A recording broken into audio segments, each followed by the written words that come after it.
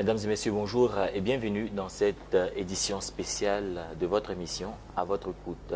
Aujourd'hui, nous allons parler de plusieurs préoccupations de nos étudiants et pour en parler, nous recevons le docteur Lobo Clément. Il est le chef des services innovation pédagogique et usage du numérique. Docteur Lobo, bonjour. Bonjour Ange. Alors, nous irons déjà dans le vif du sujet. Comment et vers qui faire déjà les réclamations des étudiants? D'accord. Quand les étudiants ont des réclamations, ils doivent d'abord s'adresser à pédagogie, au service pédagogique qui gère tout ce qui est réclamation et contenu de cours.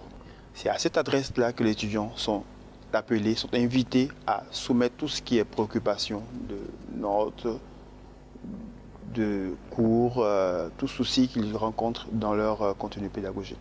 Alors après la session, la deuxième session de composition pour les étudiants du semestre 2, il y a eu plusieurs réclamations. Et quels sont les points sur lesquels les étudiants s'attardent? Ok. En effet, il y a eu plusieurs points de réclamation. Nombre d'étudiants veulent connaître leurs notes. Ils parlent de la méthode de calcul. Beaucoup d'étudiants ont des soucis parce qu'ils ont été absents à des évaluations. Certains étudiants ne savent pas quelle est la complémentarité qui doit être opérée entre les EQE. Donc, ils veulent connaître un peu tous ces points-là. Voilà un peu en substance, voilà un peu ces points qui sont relevés. Alors, docteur, pour quelqu'un qui a eu gain de cause après réclamation, pense-t-il avoir validé son semestre 2? Il est bon de savoir que quand on a eu une réclamation traitée positivement, il faut d'abord s'assurer du nombre de crédits que nous avons obtenus après cette réclamation-là. Est-ce que l'étudiant a 30 crédits pour le semestre en question? S'il a 30 crédits, alors l'étudiant peut être rassuré que ce semestre est sans équivoque.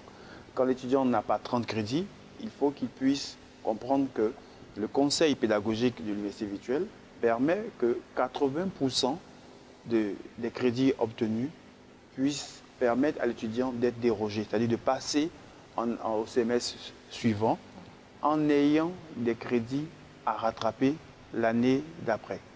C'est-à-dire qu'il aura 48 crédits sur 60 crédits. 48 crédits sur 60 crédits, c'est ce qui fait les 80%.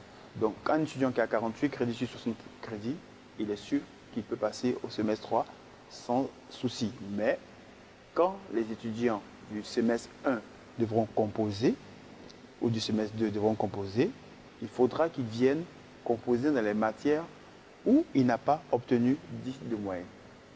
Alors, pour des cas d'absence, par exemple, comment est-ce que l'étudiant s'y prend pour pallier à cela? D'accord. Pour des cas d'absence, c'est normal que l'étudiant puisse être malade et tout. Quand cela arrive, l'étudiant doit pouvoir produire au service scolarité toutes les pièces justificatives de son état de santé pendant que les évaluations avaient cours. Parce que dans notre système, nous faisons des évaluations continues. Donc chaque semaine, il y a des devoirs de maison qui sont organisés et les étudiants doivent y prendre part. C'est ce qui constitue leur évaluation continue qui compte pour 40%. Quand un étudiant a manqué cette partie, cette évaluation, il doit produire les pièces justificatives avec bien sûr l'administration qui a certifié cela. Et il soumet cela au service scolarité. À l'UVCI, tout est numérique, donc il fait la photocopie, il scanne les documents médicaux, les certificats médicaux, l'arrêt médical, tout cela, il scanne cela et puis il adresse cela par mail à Scolarité. Donc c'est Scolarité SCOLARITE@uvci.edu.ci. C'est ce service de scolarité-là qui est habilité à certifier que les pièces soumises par cet étudiant sont des pièces valables et le service scolarité nous envoie au service de la pédagogie le cas de cet étudiant-là et puis nous en tenons compte dans les délibérations, l'étudiant n'est pas pénalisé. Alors, je souris parce qu'il y a une préoccupation d'étudiants ici qui dit suite à une indisponibilité d'ordre médical, j'étais absent au cours du du 11 novembre 2017 jusqu'au 4 décembre 2018 et du 6 janvier 2018 au 7 février 2018, raison pour laquelle je n'ai pas pu me présenter à mon examen du 6 janvier 2018. Je vous remercie de bien vouloir accepter l'annulation des devoirs pendant mon absence. Alors, ce qu'il faut comprendre, c'est que l'étudiant ne demande pas qu'on annule le devoir. L'étudiant, il a été indisponible. S'il a les preuves médicales qui attestent son état de santé pendant que nous étions en pleine évaluation, il soumet, comme je le disais tantôt, toutes les pièces justificatives au service scolarité. Le service scolarité atteste de l'originalité de ces pièces et nous signifie le cas de cet étudiant. Et c'est le service scolarité en fait qui intercède, parce que le service scolarité fait la vie universitaire, qui présente le cas et nous devons tenir compte de l'observation du mail, de la correspondance du service scolarité, et l'étudiant est épargné de tout ce qui est pénalité dans les évaluations continues. Mais quand il s'agit d'un examen, cet étudiant doit comprendre qu'on ne peut pas annuler comme ça un examen, parce que l'examen, c'est tout le monde qui le fait. Donc, pour l'examen, cet étudiant sera certainement épargné en cas de redoublement ou bien en cas de renvoi, parce qu'il a pu produire les pièces justificatives.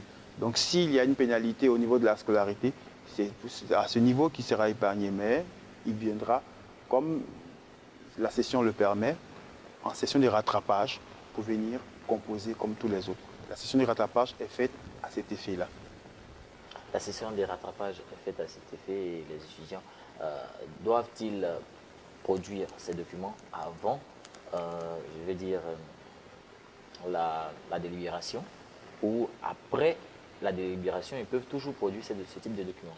Non, les étudiants ne doivent pas attendre. C'est-à-dire, dès que l'état de l'étudiant le permet, il soumet ces différentes pièces. Vu qu'il ne se déplace pas physiquement, je veux dire, il n'y a plus de contraintes.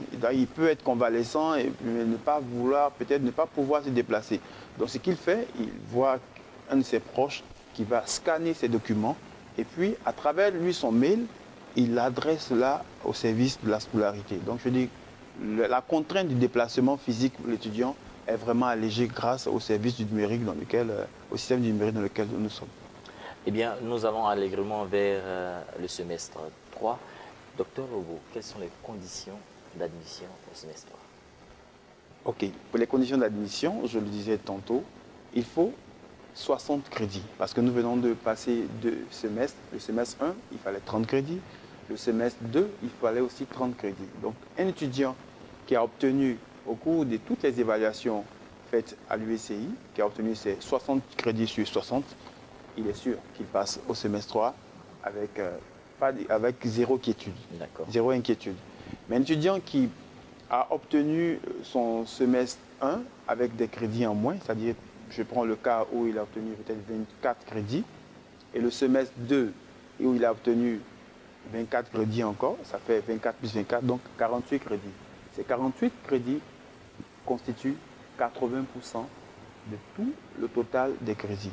Cet étudiant est dérogé. Il passe au semestre 3, mais quand viendra le moment de composer pour les tout nouveaux qui sont entrés au semestre 1, il faudra qu'ils viennent reprendre les examens dans les matières où il n'a pas obtenu 10 de moyenne. Donc les UE où il n'a pas obtenu 10 de moyenne, il revient. Et là, ce qu'il faut faire comme précision, c'est que tout ce qu'il a obtenu comme devoir de maison l'année précédente n'est plus valable à cette période-là. Donc il faudra qu'il refasse d'autres devoirs et un autre examen, parce que c'est une nouvelle année, c'est un nouveau semestre. Alors, merci beaucoup, Dr Lobo, pour toutes ces précisions. Nous avons pris plaisir à partager avec vous, étudiants de l'Université virtuelle, toutes ces informations. N'oubliez surtout pas de vous abonner sur notre chaîne YouTube, uvci.tv, le numérique à portée des mains.